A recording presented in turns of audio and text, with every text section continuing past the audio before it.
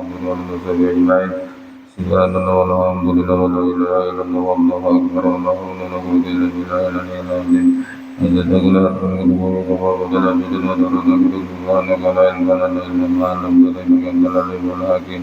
وتب علينا إنك أنت التواب الرحيم ولا حول ولا قوة إلا بالله العلي العظيم. رضي الله عنكم المسلمين والمسلمات قال رضي الله عنه وقال صلى الله عليه wasallam ليس الغنى عن كثرة العرق إنما الغنى غنى النفس. Dan Nabi SAW bersabda, tiadalah yang namanya kaya itu karena banyak harta, hanya saja kaya sungguh yang sebenarnya adalah kaya hati. Nah, kaya hati yang dimaksud di sini adalah sifat qanaah. Jadi orang punya sifat qanaah, selalu merasa puas, merasa cukup dengan apa yang ada. Nah, inilah kekayaan yang sesungguhnya. Gitu.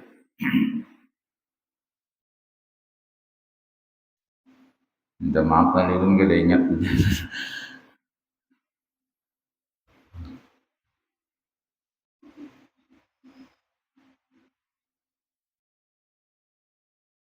Nah, kemudian wanahan syiddatil hirsi wal mubalaghah fi talab wa qala ala ayyuhan nasu ajmilu fi talab fa innahu laysa li 'abdin illa ma kutiba lahu wa la yadhhabu 'abdun min ad-dunya hatta yatiyahu ma kutiba lahu min ad-dunya wa hiya raghimah.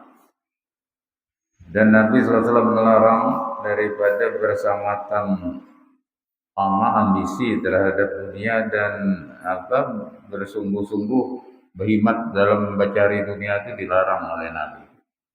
Nabi bersabda, perhatian ya Nabi, wahai sekalian manusia, ajmilu fi talab, bagus-bagus bercari ini santai aja, jangan terlalu ambisi. Kenapa? Karena ya Nabi tidak ada bagi seorang hamba kecuali yang didapat itu sesuatu yang memang dicatat takdirnya untuknya. Jadi kalau emang berkhidmat ini misalnya banyak kerja ini ada, tetap aja yang didapat tuh memang apa yang sudah dicatat ditakdirkan oleh Allah. Dan tidak akan pergi seorang hamba dari dunia, meninggalkan dunia ini sehingga datanglah kepadanya sesuatu yang sudah dicatat ditakdirkannya bagi dunia daripada dunia. Nah, jadi kada mau orang nih mati pada habis dulu catatan mengampuninya. Nah, sehingga peribahasanya sebiji nasi pun kada tertinggal. Amun yang belum habis lagi rezeki yang dicatatkan untuknya, orang ini kada mau mati. Nah, tapi ini kata kalau diimit mati itu lah waktunya sesuatu yang ditakdirkan Allah, dicatat Allah Ta'ala juga. Hanya ada kisah, dan ini kisah nyata. Lalu pernah bertetangga dengan orang tua, insiden makan sedikit. Lakon nih orang, ini belum banyak dia makan, lapas habis aja lagi, lapas mati. Berarti model kawan diimit, ini ada kawa lah. Ya, antara kematian dan rezeki itu pasti sudah beimbai. Bila takdirnya kematian, nah hari tanggal nah rezekinya pun habis sampai di situ.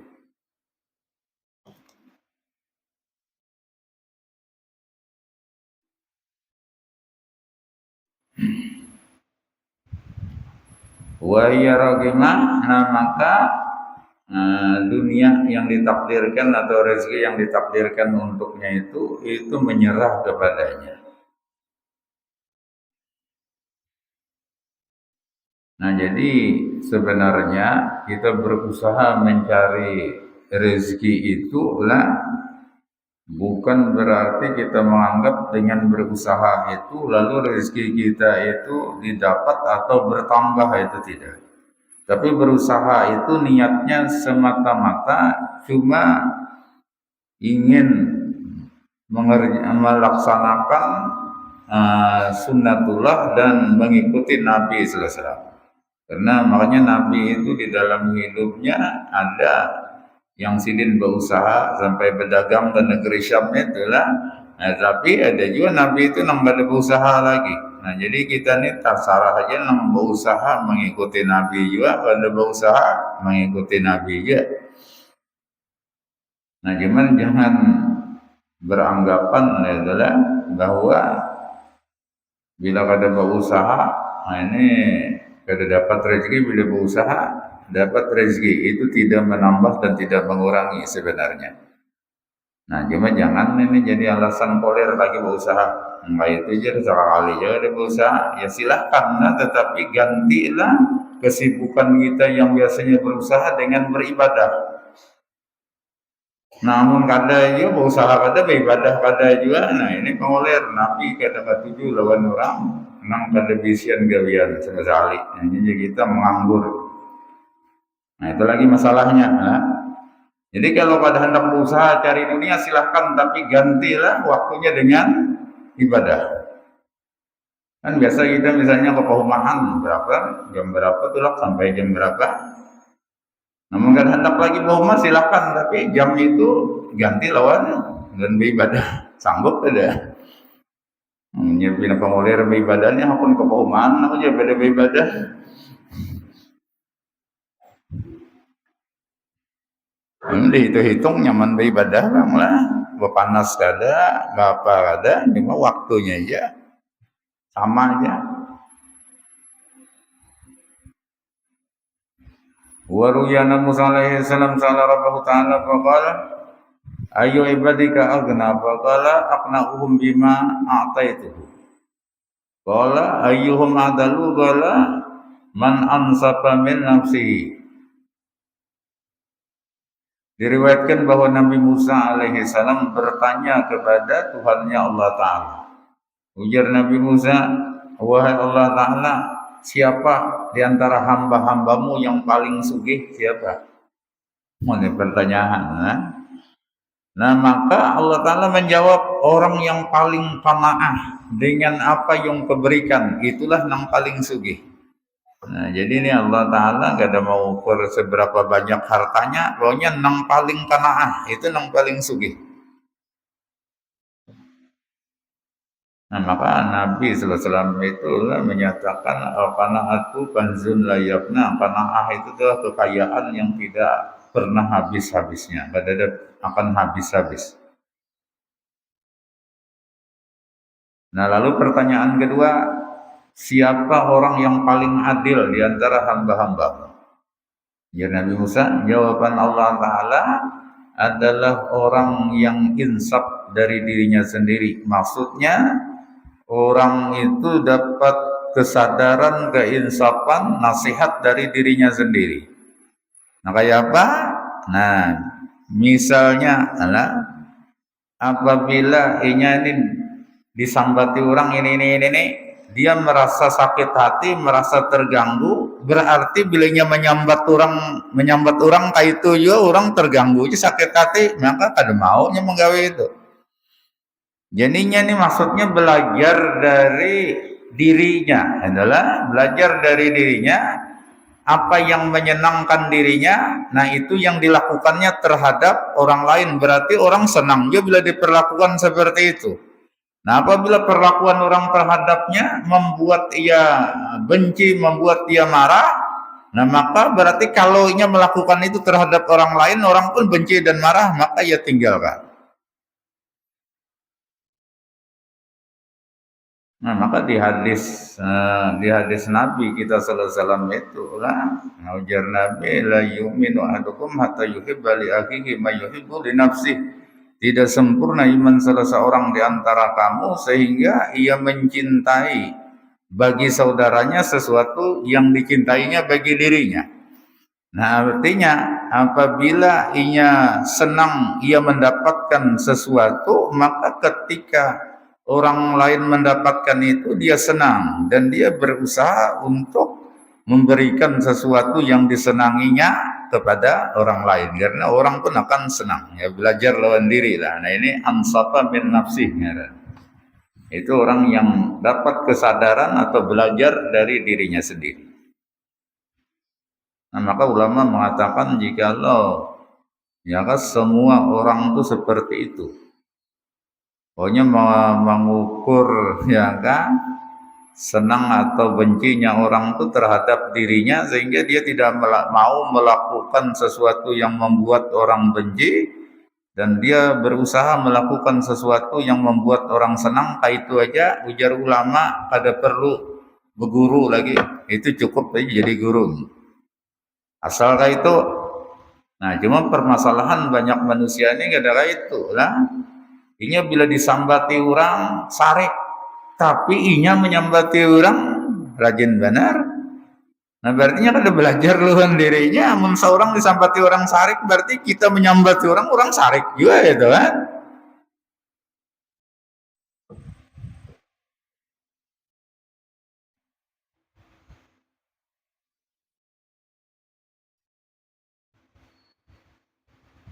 Wa qala Ibnu Mas'ud qala Rasulullah sallallahu alaihi wasallam, inna ruhal kudus nubisa fi rawi anna nafsan lan tamuta hatta tastakmila rizqahu wattaqullaha wa ajmilu bi talab. Berkata Abdullah bin Mas'ud radhiyallahu anhu, telah bersabda Rasulullah sallallahu alaihi wasallam, nah ujar Nabi, sesungguhnya Ruhul Kudus itu telah ditiupkan di dalam diriku. Nah, jadi di dalam, ada di hati rawi ini, ruang dalam hati lah. Nah itu yang menjadi apa? Ini maksudnya wahyu dari Allah Ta'ala. Kenapa? Sesungguhnya seorang jiwa tidak akan pernah mati selama-lamanya sehingga ia menyempurnakan mendapatkan rezekinya. Nah, jadi ya itu tadi lah, sebiji nasi yang tertinggal lagi itu kada akan mati kecuali memang habis bujur sudah bagian ampuninya. Maka dari itu ujar Nabi, dalam hidup ini utamakan untuk bertakwa kepada Allah Ta'ala. Nah itulah, wa ajmilu fit talab, dan bagus-baguslah dalam mencari. Jadi dalam mencari itu bagus tuh maksudnya yang kada melanggar hukum tuh pertama, catatan bagus itulah, jadi kada usah ini sembarangan halal haram sikat tarus. Karena itu pun pada hakikatnya tidak akan menambah rezeki kita. Sementara kita bermasalah di akhirat kena karena mengambil nang haram. Nah jadi yang pertama nang halal-halalnya aja. Yang kedua santai aja, jangan terlalu jadi kita ini terlalu ambisi benar terhadap dunia ini. Nah makanya paling-paling kita 24 jam dalam sehari semalam itu paling maksimal benar untuk berusaha ini 8 jam dalam sehari semalam. Nah cuma kalau waktu-waktu tertentu lebih gak ada apa-apa, cuma maksudnya di waktu lain lagi dikurangi. Kayak kita misalnya musim berhuma, nah, silakanlah mulai jam 7 sampai jam 5 sore misalnya kan habis sudah pada 8 jam ini. Nah cuma kena ada waktu nang habis berhuma santai aja lagi. Nah itu banyak ibadah lagi nang waktu santainya. Nah, ini menambali lah bahasanya. Ya.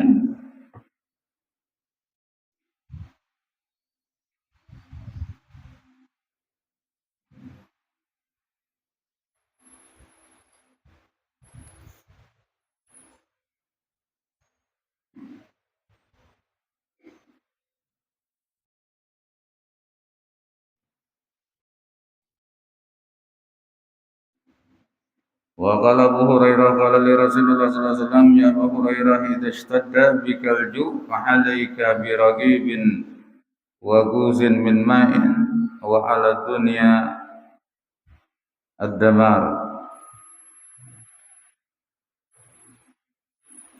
Nah berkata Abu Hurairah radhiyallahu anhu, ujar Abu Hurairah, Rasulullah sallallahu alaihi wasallam mengatakan kepadaku, apa ajar Nabi, wahai Abu Hurairah. Ya, Abu Hurairah inilah sahabat yang paling rancak ketemu Nabi Sallallahu Alaihi Wasallam. Nah, kenapa? Abu Hurairah ini asalnya dari Yaman, dari Hadramaut, orang Hadramaut. Nah cuma ini datang ke Madinah, masuk Islam, datang ke Madinah, kemudian tinggal di Madinah sampai wafatnya. Nah, cuma Abu Hurairah ini adalah pemimpin Ashabus Suffah. Ashabus Suffah ini orang pada debisian kesibukan dunia sama sekali. Nah jadinya hari-harinya itu Ashabus Suffah itu kalau dahulu lah rumah Nabi, sekarang kan makam Nabi ini. Dahulu rumah Nabi, itu di belakang rumah Nabi itu ada satu tempat Ashabus Suffah inilah. Itu yang diketahui Abu Hurairah, ada beberapa lagi yang lain. Yang mereka itu ya di belakang rumah Nabi, pas di belakang lawang. Ini di belakang rumah Nabi itu ada pintu Nabi keluar masuk rumah itu. Nah, bilainya Nabi itu keluar rumah, mesti diiringinya, ini menungguin Nabi. Jadi situ, kemana Nabi pergi, diiringinya. Karena bila Nabi bulik ke rumah, iringinya. Nah, Nabi masuk rumahnya bertahan di situ. Tunggunya, jadinya bertahan di situ tuh beribadah aja spesial menunggu Nabi, kada ada kesibukan dunia. Nah, ini Abu Hurairah. Nah, bahkan ada yang mengatakan asal-asal tasawuf itu, nah itu dari Ashabus Suffah ini. Karena arti suffah itu orang yang pakaiannya dari bulu. Jadi sakingnya kada mau urus dunia ini, bukan kain pakaiannya dari bulu.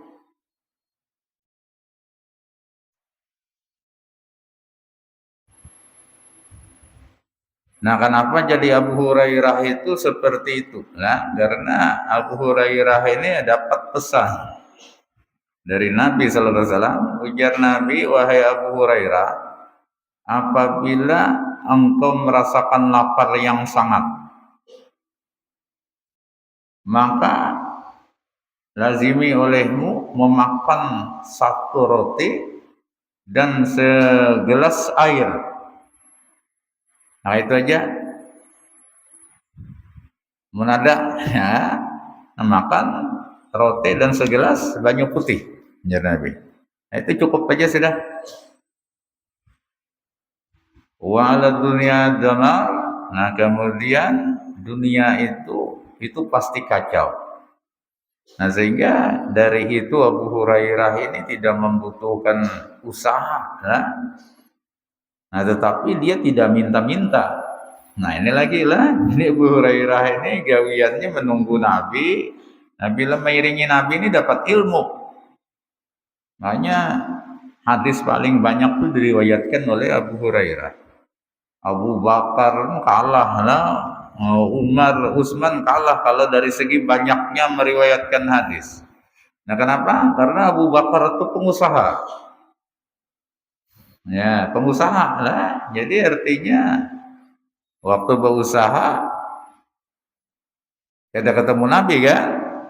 Kada terkumpul lawan Nabi. Nah, tapi Abu Bakar nang berusaha ini seluruh kekayaannya diserahkan kepada Nabi lagi. Nah, inilah jadi ada apa? Nah, Umar pun usaha asalnya. Nah, tapi separuh dari harta Umar itu diserahkan kepada Nabi. Nah, Utsman ini pengusaha dan sugih benar Utsman ini. Nah, tetapi sebagian besar dari hartanya itu disumbangkan. Nah, kalau Ali miskin.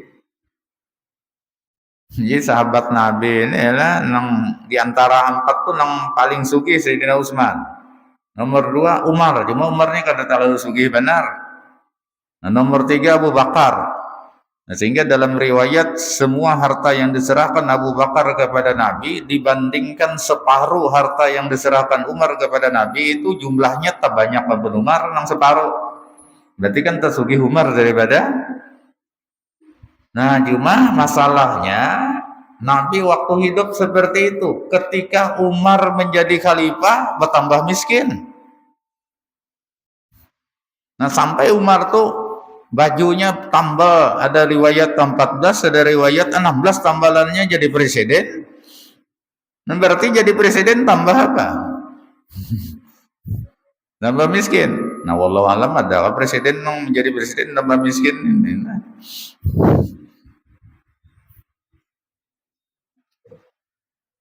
Di waktu Nabi masih hidup, Umar ini tergolong orang berada lah, gitu lah. Artinya lebih sugi dari Abu Bakar. Karena kalau Utsman ini memang terkenal lah sahabat yang kaya raya. Nah, itu ada lagi sahabat yang lain yang sugih, ada beberapa orang sahabat inilah. Nah, tetapi kekayaan mereka itu hartanya itu disisihkan untuk fisabilillah. Nah, ada sahabat Nabi yang memang sejak awal miskin, itulah Sayyidina Ali. Itu sejak awal memang miskin. Nah, tetapi Nabi tidak pernah mempermasalahkan itu. Nah, jadi Nabi itu melarang secara berusaha ada tetap aja. Nah, tetapi yang dianjurkan Nabi hasil usaha, kalau jadi pengusaha nah itu disisihkan untuk kepentingan agama. Nang kada berusaha, kada dilarang Nabi juga. Nah ini, tetapi catatannya jangan membebani orang lain. Nah, maksudnya kalau kada berusaha ya hidup seadanya silahkan dan isi waktu dengan ibadah seperti Abu Hurairah ini. Nah, tidak masalah. Nah, nang Nabi itulah melarang itu, wala takunu kalan ala nas, sejar Nabi jangan menjadi beban bagi orang lain. Ini berusaha kada, minta-minta lawan orang. Nah, ini ngarannya pengolir. Ibadah kada juga minta sudah dapat makan minum guring, itu ibadah kada juga. Nah, ini dibenci oleh Nabi ini semacam ini lah.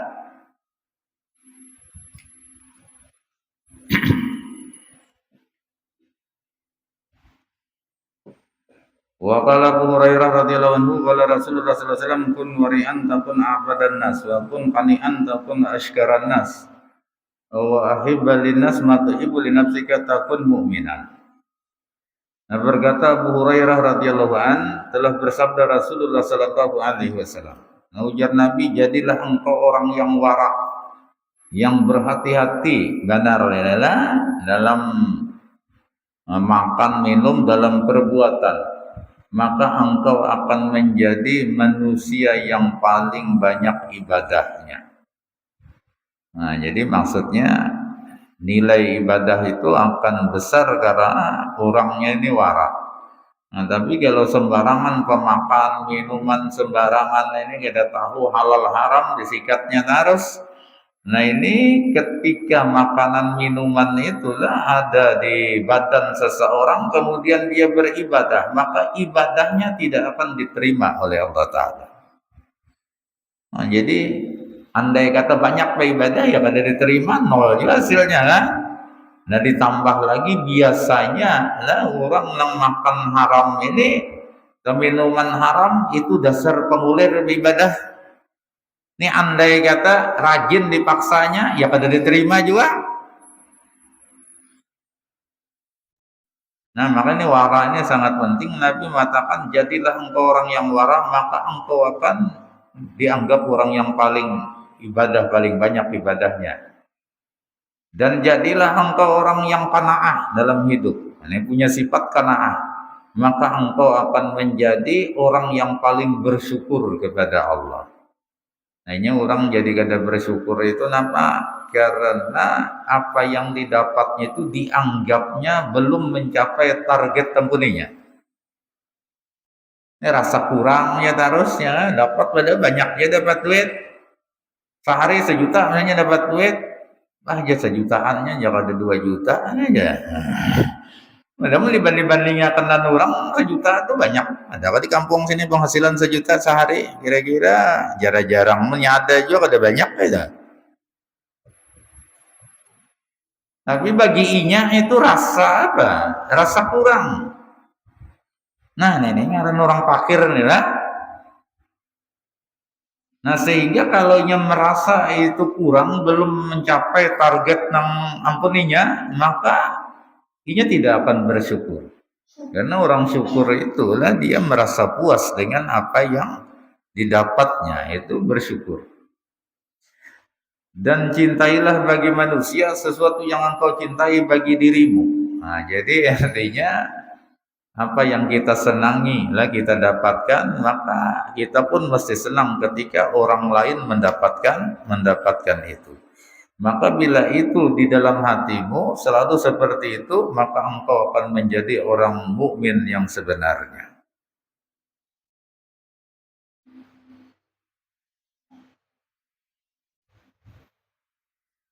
Wa naha Rasulullah sallallahu alaihi wasallam tam'i bima rawahu Abu Ayyub Al-Ansari anna Arabiyan atan Nabiy sallallahu alaihi wasallam faqala ya Rasulullah izni wa aujiz faqala inna salaina idza salaita fasalli salata muaddiin wa la tuhaddisanna bi hadisin ta'taziru minhu ghadan wajma'il basa mimma fi aidin nas ya'sa wajma'il ya'sa mimma fi aidin nas.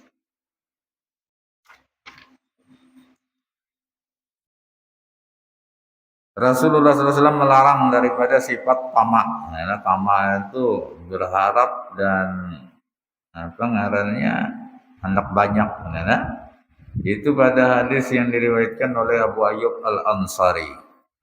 Nah, Abu Ayyub Al-Ansari inilah orang yang memberikan rumahnya kepada Nabi di Madinah. Jadi Nabi pertama kali datang ke Madinah itu sahabat-sahabat yang di Madinah itu menyuruh singgah di rumah ulun aja.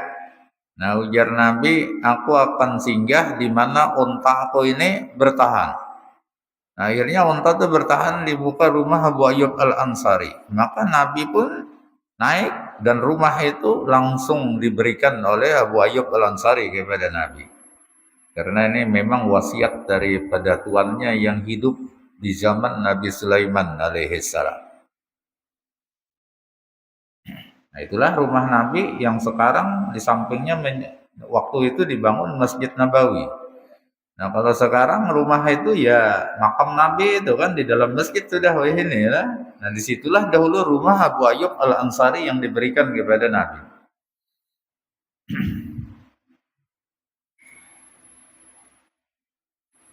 Nah, jadi ujar Abu Ayyub Al-Ansari, seorang Arab Badawi datang kepada Nabi sallallahu alaihi wasallam. Arab Badawi ini orang pedalaman, ya. Orang pedalaman ini biasa yang tapi tahu diadab apa-apa lah, tapi justru karena itu para sahabat ini mendapatkan manfaat. Ya, sahabat nih kalau betakun lo Nabi itu Mbah Anu segan gitulah, mereka pikir benar kalau pina salah. Nah, cuma mereka mendapatkan ilmu banyak gara-gara ada orang pedalaman yang pada tahu diadat. Betakun lo Nabi, sahabat mendengar. Nah, termasuk inilah bahwa seorang Arab Badawi, ya orang pedalaman adalah datang kepada Nabi, lalu ia mengatakan ujarnya, wahai Rasulullah, nasihati ulun cuma handap-handap aja jangan panjang. Nah, itu kan sahabat kada tahu ucap kayak itu. Nasihati ulun cuma nang handap aja nasihatnya. Nah, cuma Nabi ini memahami lah orang-orang semacam ini dimaklum aja lah. Nah, ujar Nabi, apabila engkau sembahyang, maka sembahyanglah engkau seperti orang yang berpamitan. Nah, ujar kita bila sembahyang, anggap nih sembahyang terakhir. Imbah ini habis mati sudah. Nah, bilanya yang terakhir nih biasa behimat benar karena terakhir kan, kesempatan terakhir. Nah, itu maksudnya. Jadi jangan merasa masih lawas lagi hidup di dunia ini. Pokoknya bila sembahyang, ini anggap nih sembahyang terakhir, pamitan. Wada ngarannya lah, haji itu kan ada haji wada lah. Nabi terakhir mengerjakan haji disebut haji wada. Nah, kemudian jangan pernah engkau ya Nabi berencana di hati atau berpandir dengan satu pandiran di hati inilah, Anda merencanakan sesuatu yang esoknya artinya di akhirat kena engkau memohon ampunan dan maaf dari itu. Nah, jadi sebelum melakukan sesuatu, sebelum berpander tuh maksudnya ya kan dipikirkan nang kira-kira itu perbuatan dan panderan tidak akan dipertanggungjawabkan di akhirat kena. Namunnya salah nih kan tentu dipertanggungjawabkan dan kita akan memohon ampun kena. Nah, jangan sampai gitu. Dan yang ketiga, ya Nabi, ringkas ya tadi nasihatnya ya. Yang ketiga, wajma'il yasa mimma fi'idin nas, himpunkanlah keputusasaan dari apa yang ada di tangan manusia. Nah, maksudnya putus asa, putus harapan. Jangan berharaplah dengan apa yang dimiliki oleh orang lain. Jangan berharap diberi orang apa. Nah, kalau hendak berharap bagus, tapi harapnya cuma kepada Allah Ta'ala. Nah, jadi kita nih kadang-kadang ya kurang cerdas, kurang pintar juga lah. Kita nih katuju berharap lawan manusia, padahal manusia itu hatinya itu dalam genggaman Allah Ta'ala adalah. Nah, maka dan watak asli manusia itu adalah bakhil, pelit. Ini yang kita harap. Padahal itu yang pertama lah ya. Kemudian yang kedua, manusia itu memang miliknya sangat sedikit. Jadi biarnya hendak memberi jalan kita, cuma keterbatasan ampunnya ini akhirnya kada tabari. Nah, kalau Allah Ta'ala semestinya kita berharap kepada Allah, dan Allah Ta'ala itu yang pertama maha sugih, artinya banyak benar berisian sesuatu. Yang kedua, Allah Ta'ala maha pemurah. Nah, yang ketiga, tidak ada yang bisa menghalangi Allah kalau hendak memberi. Namun manusia ini kadang-kadang nang laki hendak memberi nang bini sarek. Ada jadi ya. Nah, ini nang diharap nih. Jadi artinya kita nih ya ada cerdas, satu bahasa kasarnya itu bunga-bunga sedikit lah. Mengharap apa? Mengharap manusia yang serba keterbatasan.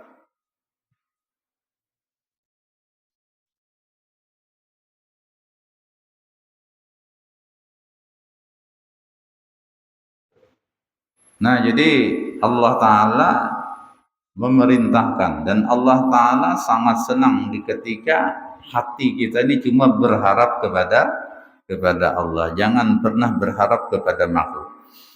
Nah, kenapa? Karena makhluk yang kita harapnya itu sama aja kayak kita aja.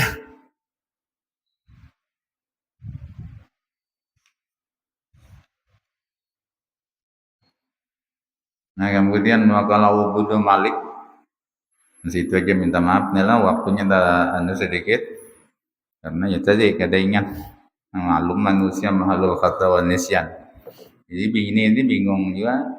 Ulun nih mbah mengajar di pondok tadi, hendak ngantuk naguring, ya ulun garak setengah 12. Bingung jadinya, biasanya jam setengah 11 tulak ke sini ya. Mau ada sempat betakon.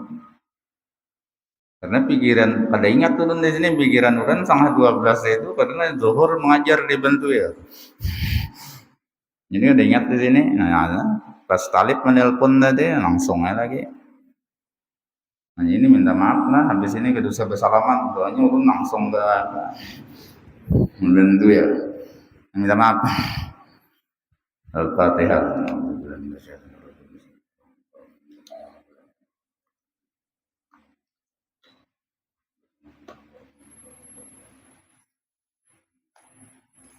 Amin.